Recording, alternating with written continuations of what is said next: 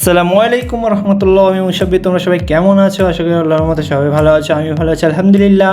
আজকে আমরা গিয়েছিলাম শপিং করতে জামা কাপড়ের, কারণ হচ্ছে এটা কোরবানি বাজার, সেই কারণে। আর আমাকে অনেকগুলো শার্ট দেখাচ্ছিল যেগুলো আমার একদমই পছন্দ হচ্ছিল না। তারপর ভাবলাম যে এটা নেওয়া যায়, কিন্তু এটা আমার অতটা ভালো লাগছিল না, তাই আমি এই শার্টটা নিলাম।